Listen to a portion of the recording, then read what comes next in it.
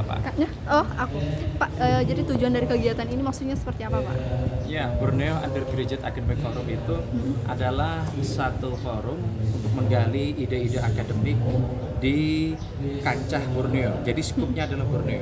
Apa aja tuh? Sesuatu yang akademik. Sumbernya, human resource-nya, filantropinya, filologi, kajian-kajiannya itu. Apa yang ada di Borneo kita gali. Nah, tema BUAF yang ketujuh kali ini menurut saya unik ya, karena itu temanya adalah mengintegrasikan nilai-nilai kajian keislaman dengan budaya lokal. Ini menurut saya penting dan ini relevan dengan semangat-semangat budaya kita, dan termasuk dengan bangsa kita yang sedang memerlukan begitu pentingnya mengintegrasikan dua hal ini.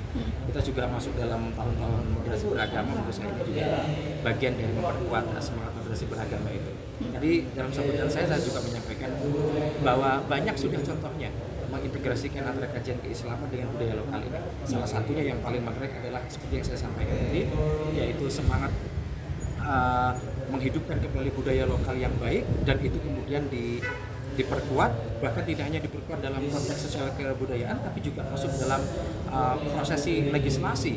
Itu buktinya seperti harta bersama yang namanya harta perpantangan dari Syekh Muhammad Arsyad Al-Banjari itu ternyata diakomodasi di dalam konon atau undang-undang kita. Nah, ini adalah bukti.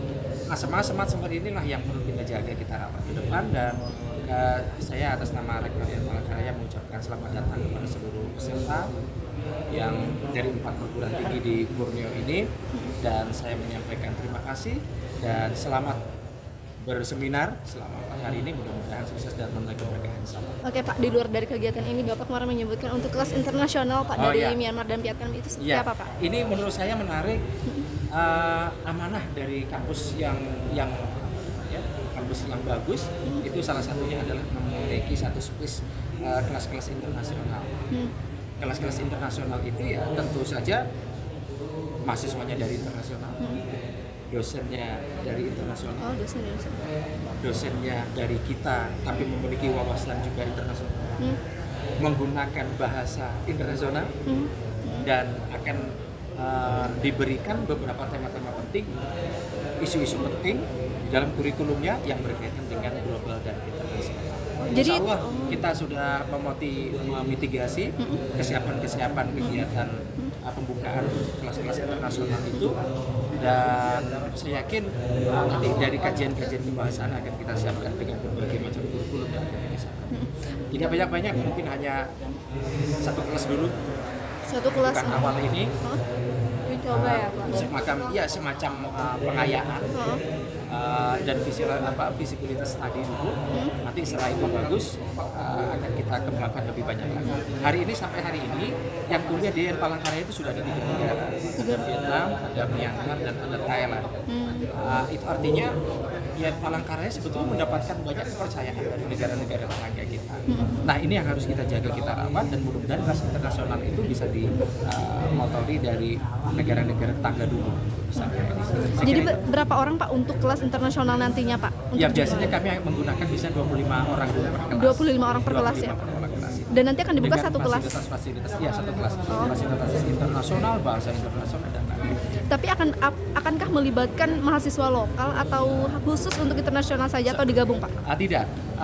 Nanti akan biasanya kami 50-50 ya. Nanti yang dari dalam juga akan kami dalam satu kelas itu? Dari yang sudah ada dari negara kita, dan kita juga mengambil dari negara luar.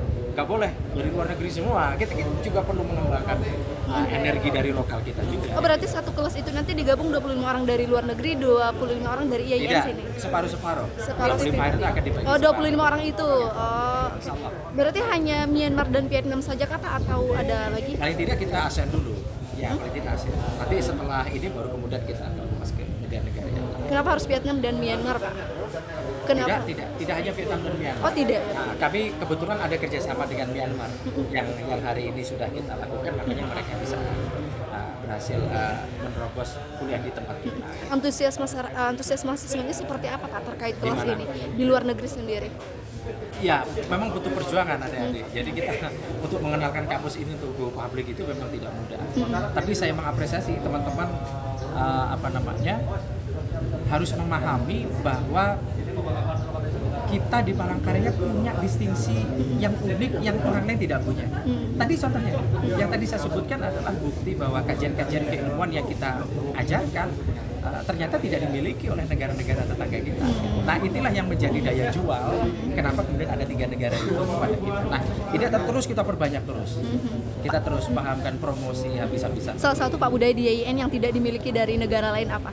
Itu tadi salah satu ada kajian-kajian budaya yang Kajian-kajian budaya, dimiliki oleh IAIN Palangkaraya. Yang kedua, yang paling mendasar adalah semangat-semangat nilai spiritual yang juga kita titipkan. Kapan Pak kira-kira kelas ini dibuka, Pak? Apa? Kapan kira-kira kelas ini dibuka? Kami sudah melakukan visibility tadi, mudah-mudahan semester depan, Semester depan ya, Pak ya? paling lambat tahun depan kita sudah akan Tahun depan bisa sudah membuka ada. itu. Oke. Karena banyak kok sudah beberapa negara yang sudah melakukan connecting kita dan siap belajar di tempat kita. Oke, terakhir Pak harapannya untuk mahasiswa IAIN kayak gitu, ibaratnya nanti kan ada mahasiswa dari luar negeri untuk bisa bersaing atau bisa beradaptasi lah paling tidak itu seperti Mahasiswa apa? kita tidak boleh diremehkan. Tanggal 16 Juni kami dilantik, seminggu saya melakukan sharing terhadap beberapa kegiatan internasional, ternyata bisa ikut. Contoh, kegiatan MOSMA, Moral versus Student Mobility Award yang dilakukan diinisiasi oleh Kementerian Agama. Kita lolos 3 orang, 2 orang ke Amerika dan 1 ke Tunisia. Itu artinya anak-anak kita bisa bersaing Bisa dengan bersaing, ya. perguruan tinggi keagamaan yang lain yang sudah win-win. Win Samarinda setahu saya tidak ada.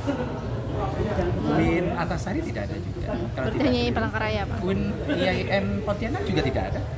Bahkan Win Jambi yang di Sumatera yang besar sekalipun hanya 1 yang berhasil. Kita 3. 3. Itu membuktikan bahwa mahasiswa kita sebetulnya punya Punya potensi, daya saing. punya daya saing, punya kelebihan dan memiliki kapasitas yang tinggi.